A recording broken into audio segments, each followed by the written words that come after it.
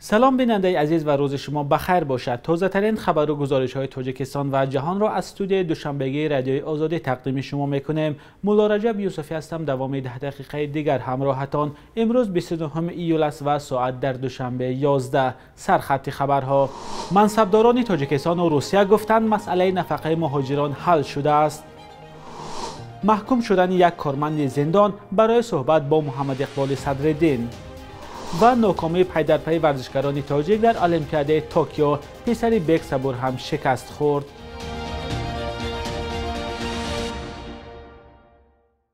مقامات تاجیکستان گفتند که سازشنامه را درباره نفقه مهاجران تاجیک در روسیه تا آخر امسال قبول میکنند. شیرین امانزاده وزیر مهنت و مهاجرت و شغل اهالی تاجیکستان 28 ایول گفت سازشنامه درباره نفقه مهاجران یکی از سندهایی است که تا پایان سال میان دوشنبه و مسکو امضا خواهد شد، ولی او به سوالهای به تکرار خبرنگاران درباره جزئیات آن معلومات نداد. هفته گذشته دلمراد دولتزاده رئیس آژانس سقراط اجتماعی و نفقه هم گفته بود که سازشنامه درباره پرداخت نفقه میان تاجیکستان و روسیه نهایی شده است. سروزیر روسیه میخائیل میشوستین روز 27 ایول به وزارت مهنت و وزارت کارهای خارجی آن کشور دستور داده است که در مسئله سازشنامه تامین نفقه مهاجران با مقامات تاجیکستان گفت و شنید کنند. جزئیات سازشنامه و گفتگوی تاجیکستان و روسیه درباره تامین نفقه مهاجران روشن نیست.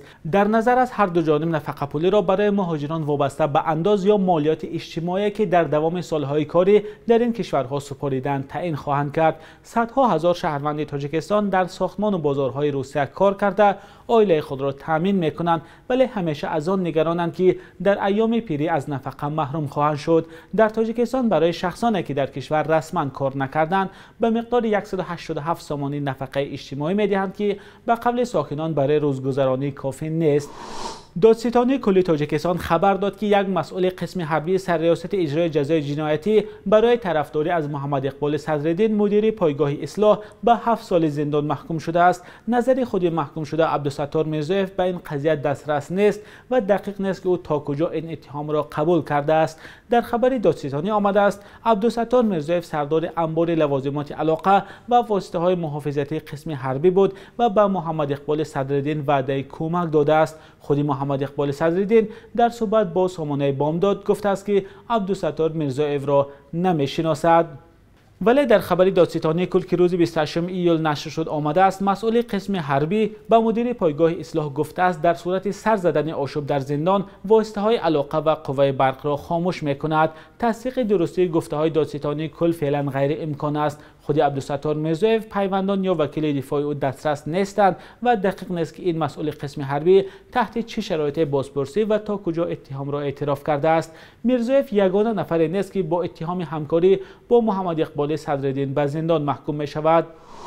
بحث بالا بردن سن نفقه در تاجیکستان دوباره داغ شد. آژانس سقراط اجتماعی از حکومت خواسته است تا سن نفقه برای مردان از 63 به 65 و برای زنان از 60 به 62 بالا برده شود، اما برخی وزارت‌ها به این پیشنهاد مقابل برآمدند. تفصیلات بیشتر در گزارش همکارم نگاره فضل‌الدین.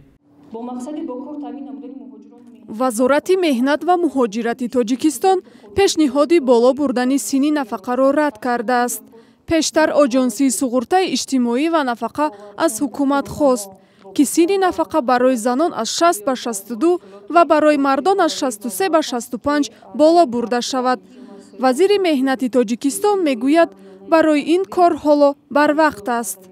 قبل از به تصویب رسیدن یا اینکه قبل از گرفتن تصمیم ها وابسته به قبول کردن قرارها رجوع‌های بیشتری علما اساسناک شده باید تهیه شوند، چون از روی تحلیل‌های پیشکی، از روی تحلیل‌های پژوهشگاه مهنت، مهاجرت و شغل اهالی و اینچنین ساختارهای داخلدار وزارت مهنت مهاجرت این مسئله مطرح و بررسی گردیده بود. بلند بردن سن نفقه در جمهوری تاجیکستان هنوز بر وقت است. موضوع نفقه برای اهالی تاجیکستان به خصوص شخصان کلانسال مهم است. برخی آنها حالا میگویند مقابل بالا بردن سن نفقه هستند. البته روزی نیستم. برای که خیلی گویم بعد 60 کجا کار کردن ممکن است. این حوز من 30 سال من در 55 من 5 سال دیگر کار کردن نتونم بعد تمام 60 اول 63 بود اول 65 میکنم 2 سال با فکرم نه. вале ҳастанд нафароне ки пешниҳоди оҷонсии суғуртаро дуруст медонанд. далели ин гурӯҳ ҳам чунин аст. ба хотири он ки захираи маблағи нафақа зиёдтар мешавад. ин нишони он аст ки оянда ба вақте ки 65 ба бароядаga дар он вақт маблағи нафақи ҳам зиёдтар мешавад. шаҳрвандони тоҷикистон дар миёни кишварҳои собиқ шӯравӣ нафақаи аз ҳама камро дарёфт мекунанд. нафақаи миёна дар тоҷикистон қариб 320 сомонӣ ё баробар ба $28 аст. ба ин хотир бархе сокинон мегӯянд агар фарзандон дар пирӣ кӯмак накунанд ба нафақа зиндагӣ кардан мушкил аст.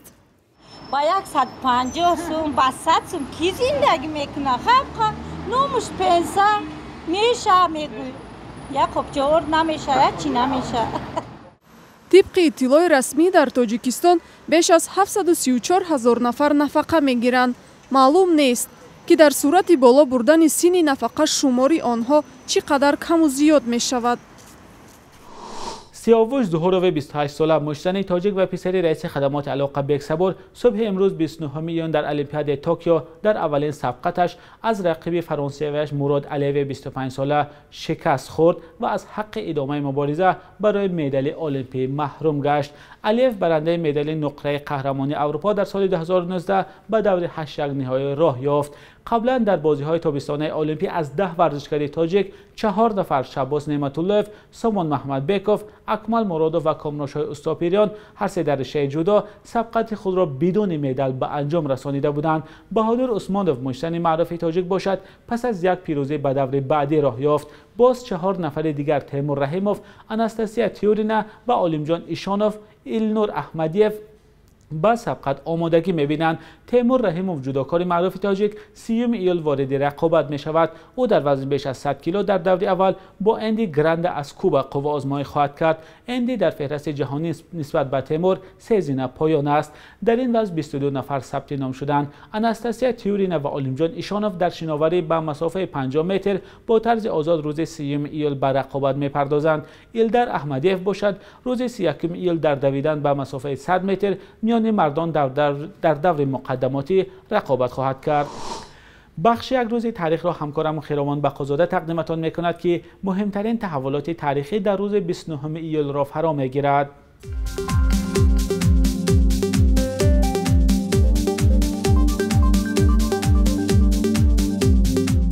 29 июли соли 2018 аъзову ҳаводорони гурӯҳи мамнӯи давлати исломӣ дар нахустин ҳамлаашон дар хоки тоҷикистон чаҳорсайёҳи дучархасавори хориҷиро куштанд.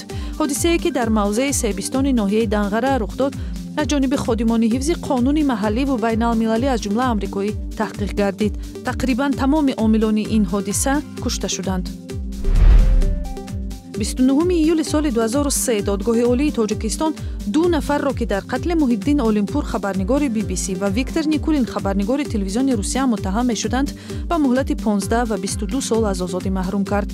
мақомот гуфтанд ки ин ду хабарнигор бо дастури яке аз фармондеҳони мухолифини собиқ Нозим Юсуфов ки бо тахаллуси эшони Нозим маъруф буд кушта шуданд. ҳамоно солҳои зиёди ин кушторҳо беҷавоб мемонад.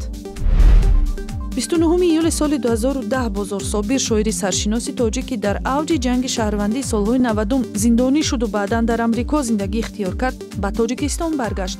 рӯшанфикр ва яке аз поягузорони ҳаракатҳои демократии Тоҷикистон бо истиқболи гарми ҳаводоронаш рӯбарӯ шуд. Бозор Собир 8 сол баъд дар амрико даргузашт ва дар Тоҷикистон ба хок супурда шуд. بانک ملی تاجیکستان ارزش سامانی را نسبت به اسعار خارجی برای امروز 29 ایول چنین اعلان کرده است.